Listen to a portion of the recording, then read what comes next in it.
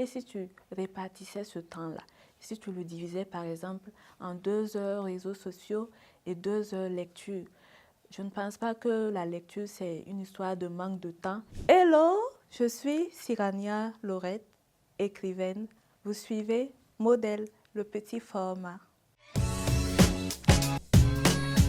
Je suis ingénieure en eau, hygiène et assainissement, voilà, de formation. Et je viens de faire mon entrée dans la grande famille des écrivains du Burkina Faso depuis le début de cette année 2024. Il faut savoir que depuis la classe de CP1, j'aimais lire et cela a commencé par la lecture des bandes dessinées. Voilà, mon père est un grand lecteur, donc c'est lui qui m'a initié petit à petit à la lecture. Il me ramenait tout le temps des bandes dessinées, des histoires destinées aux tout petits. Et c'est ainsi que mon amour pour la lecture est né. Au fil des années, je lisais des livres qui étaient adaptés à mon âge. Donc, vous savez que tous les grands écrivains sont des grands lecteurs. Je n'ai pas encore rencontré un écrivain qui n'aime pas lire. Donc, quand tu lis, il y a une autre passion aussi qui se développe, c'est l'écriture. Il faut savoir qu'en classe de 6e, j'ai commencé à tenir un journal intime dans lequel j'écrivais tout ce qui s'était passé au cours de la journée. Et chaque jour, je faisais cet exercice. Chaque année, je tenais un journal intime. Mes camarades ont remarqué que vraiment j'aimais écrire. Donc, en classe de 4e, il m'est venu comme ça à l'esprit d'écrire une histoire. Et je l'ai écrite, je l'ai montrée à des camarades de classe de cette époque. Elles ont lu l'histoire, elles ont trouvé qu'elle était fabuleuse et que je pouvais la transformer en roman. Malheureusement, je ne suis pas allée au bout de ce projet. C'est resté comme ça entre parenthèses. Mais plus les années passaient, j'avais l'impression qu'il manquait quelque chose. J'avais l'impression que ce projet-là devait voir le jour. C'est ainsi que, en classe de seconde, je devais être orientée pour la première. Soit c'était la première A ou la première D. Moi, j'avais plus de prédisposition à exceller en série littéraire, en série A. Mais voilà, sous conseil de certaines personnes qui ont dit que la série A n'est pas une série d'avenir. Voilà, ceux qui ont le bac A, c'est pour sortir être des chômeurs. Et que je ferais mieux d'aller faire en fait la D. C'est comme ça, bon, à cet âge, on est un peu influençable. Et c'est comme ça que j'ai laissé tomber mon rêve d'aller faire une série A et je suis allée en D. Et j'ai suivi ce parcours un peu scientifique. Voilà, et c'est comme ça que j'obtenais mon bac D. Et voilà, c'est cette série D qui m'a conduite vraiment à faire des études d'ingénierie et tout. Mais j'ai vraiment voulu ressusciter ce rêve d'écriture que j'avais depuis. C'est ainsi qu'en 2023, j'ai décidé de ramener à la vie cet ancien projet d'écriture-là. Et c'est comme ça que ce livre a vu le jour. Pour le moment, mon livre Sa Majesté Robot est le tout premier ouvrage. Donc, les thèmes principaux abordés sont l'amitié, l'amour, l'investissement en ligne et le développement personnel.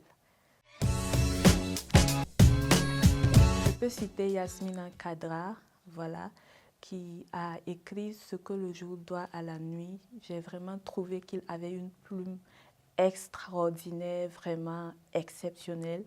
Il y a aussi Robert Greene, l'auteur de l'œuvre à succès Les 48 lois du pouvoir.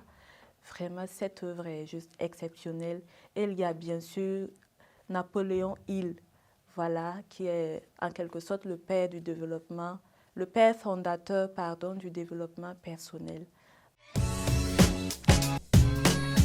Alors, mon premier ouvrage, Sa Majesté Robot, je l'ai écrit en 3 mois. Alors, il faut savoir que pendant la journée, j'ai du mal à écrire parce qu'il y a trop de bruit.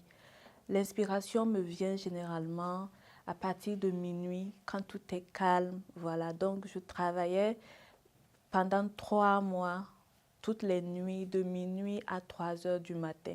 Et en 3 mois, le livre était bouclé. Alors, j'ai travaillé avec la maison d'édition, les éditions Hector Adams, voilà, à travers son responsable, Monsieur Hugues Julien Batieno, voilà, que je félicite au passage. Donc, c'est lui vraiment qui m'a accompagnée dans ce processus de rédaction, voilà. Je constate qu'avec l'avènement des réseaux sociaux, voilà, les jeunes ne s'intéressent plus à la lecture. Ils préfèrent passer des heures, 3 heures, 4 heures de temps sur des vidéos et tout. Généralement, quand je leur parle vraiment de la lecture, ils me disent « je n'ai pas le temps ». Et là, je réponds « tu n'as pas le temps, mais tu penses trouver du temps, voilà, pour suivre des vidéos 4 heures de temps, voilà, sur un réseau social. Et si tu répartissais ce temps-là, si tu le divisais par exemple en 2 heures réseaux sociaux et 2 heures lecture, je ne pense pas que la lecture c'est une histoire de manque de temps, c'est plutôt redistribuer en fait ces heures, bien les canaliser, voilà, pour les consacrer aussi une part à la lecture. L'écriture, c'est un peu comme un exutoire pour moi, en fait, voilà. Généralement, quand je suis stressée ou triste, ou même contente, voilà, j'aime écrire, voilà, mes états d'âme. Donc, c'est un peu comme un refuge pour moi et cela me permet également, voilà, de naviguer avec mon esprit imaginaire. Un rêve que j'aimerais bien défendre, c'est que les lycéens et les collégiens prennent connaissance du développement personnel et de la loi de l'attraction, qui sont 2 lois fondamentales qui contribuent au développement de l'être humain. Voilà, il faut savoir que ces 2 lois, je les ai découvertes il y a à peine 4 ans.